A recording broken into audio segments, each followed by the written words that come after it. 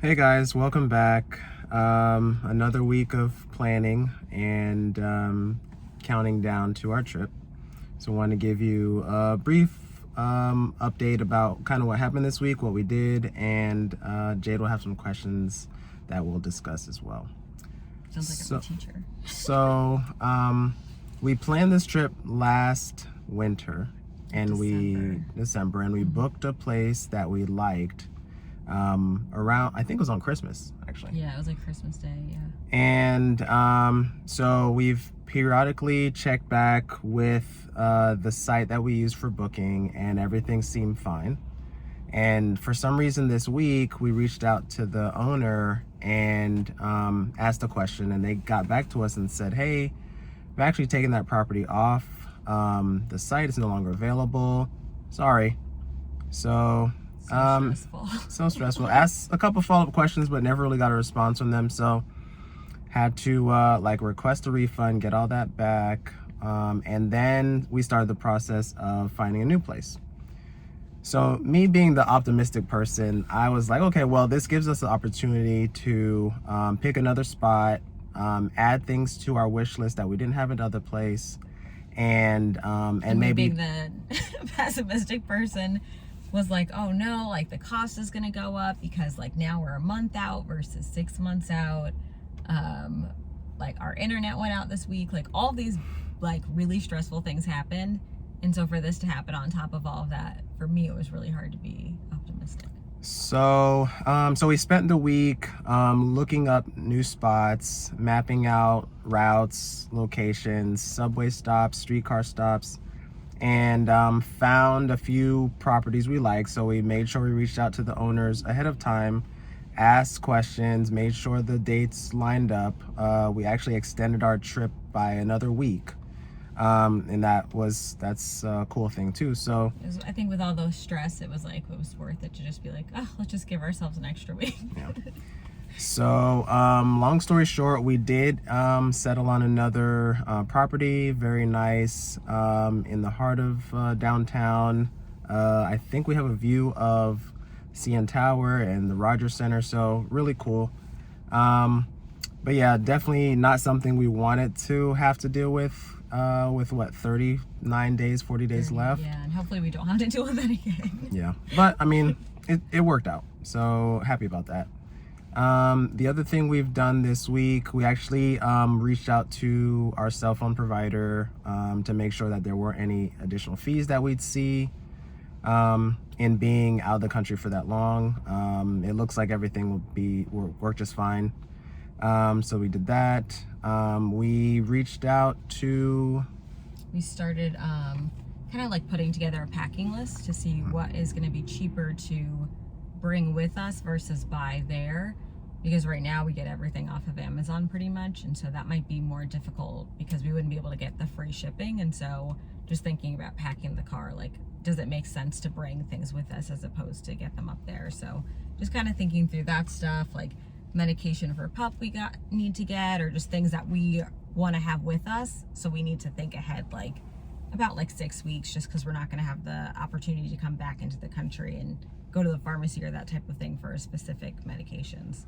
Yep. So now we're going through like the process of thinking about what we need to bring, kind of like a packing list, but we still have some time. I tend to procrastinate, so I'm going to try not to do that this time and get everything I need. Just have an idea of what I want. You literally can't. We're going to be on a cruise the week before we leave, so like you literally cannot procrastinate. Got it. Like there's no time in the schedule for that. Cool. So to make things a little bit more interesting, we can kind of go back to what we did in doing questions like in our last video. So what would you say is your favorite memory in Canada? I think my favorite memory in Canada so far has been dinner at the CN Tower. I believe it was maybe one of the most romantic dinners we've had. It was pretty scenic. It's a unique experience, so I probably would say that. Okay. I think if I had to pick my favorite Canadian memory, I probably would also pick Toronto when we went to the distillery district and we met up with some friends. And on the way there, we decided to walk. It started snowing. And Heavy. I think that was like the first time you had ever actually seen, like, we're outside when it was snowing. I think so. So it was just kind of, it wasn't that heavy. Like, you're being a little dramatic. It was like coming down, but it wasn't like, Coming down hard. it wasn't that hard. But for a Floridian, I think he was like, wow, like, this is crazy. I've never seen this. And so I think it made it feel more like a movie moment almost, I guess the kids say. Sure. Because it was like, wow, it's Christmas time and it's snowing and that we're just like walking together just to meet people. So I think that's probably my favorite memory. All right, that's fair. Yeah.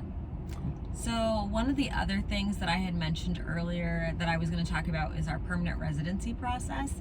So that's the reason that we are actually going for about 5 weeks to make sure that we can actually cross. And so we started this process back in maybe like November of 2020, and I definitely have gotten a few questions about it, so I wanted to kind of explain so that way people understood kind of what that was. And so to become a permanent resident or be able to live in Canada, you have to go through a process. Like, it's a pretty long application process, and so we had to fill out an application.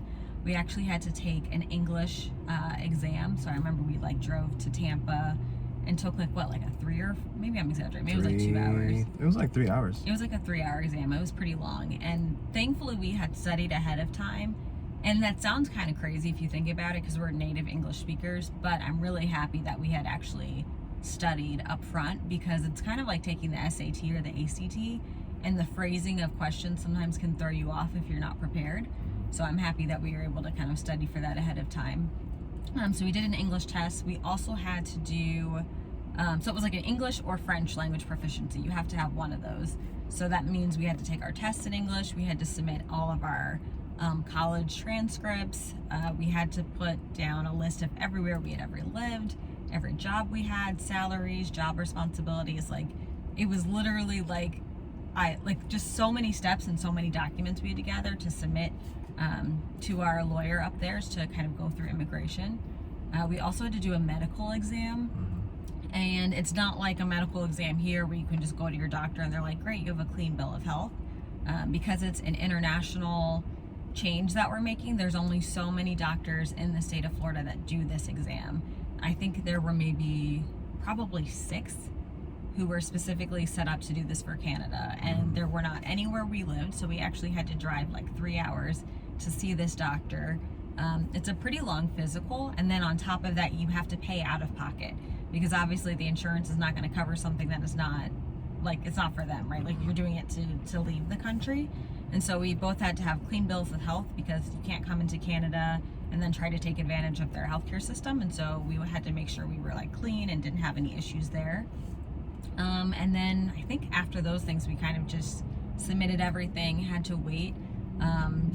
So we did the express entry. And so once we were able to kind of get our number and actually apply, then we just had to wait for a really long time. And we didn't hear back, like, we would get updates throughout like the months, but we didn't actually hear back that we had our residency, like our PR status, accepted until last September. And so once you get accepted, you have a year to actually cross into Canada. And so we decided to cross this summer.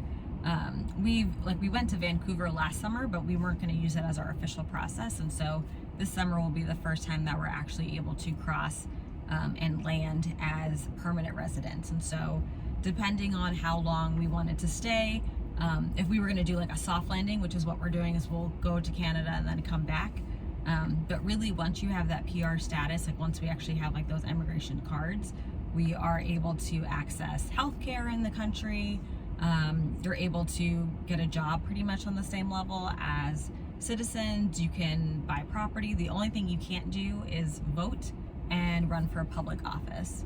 So I thought that was kind of an interesting like caveat, but it makes sense. So pretty much when we go into Canada this time, we have to give the immigration officers like our US passports and then all of our PR documents, because since we're US citizens and since we're not Canadian citizens, you actually have to have a passport with all of your documentation. So that was kind of lengthy. Hopefully that all made sense. Does that make sense? Were there questions on that? Yeah, no, I mean, that kind of covers most of it. Yeah. I definitely will also say it is much, much easier doing this as a U.S. citizen. So I definitely think like we have a lot of privilege in that. I mean, even knowing the language, right? I can't even imagine going through this entire process in a different language. Like, it's so difficult to do it this way, and we speak the language and we have access to like the internet, and like we can ask somebody. We were able to like kind of get lawyers to do that. But it's definitely a lot of work and it's a lot of paperwork, but we're really excited after like it's like almost 2.5 years that we're actually getting to cross. And so right now we're just kind of focused on the PR status. Like there's another process to become a citizen. But yeah, we're excited. We finally get to cross. We have all of our documentations, all of PUP's documentations. So I think we should be in a good spot. Looking forward to it. Yeah. Any other things you want to add before we close out?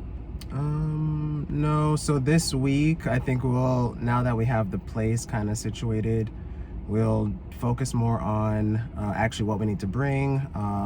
We're going through a list of things we may need to buy, if we need to buy it here versus up there. We're gonna get Rod a rain jacket right now because he doesn't have one. Sure. And yeah, I think that's it. I think in the coming weeks we want to focus more on talking to you all and talking to people and seeing what they know about Canada, any misconceptions about Canada. We want to get those things answered.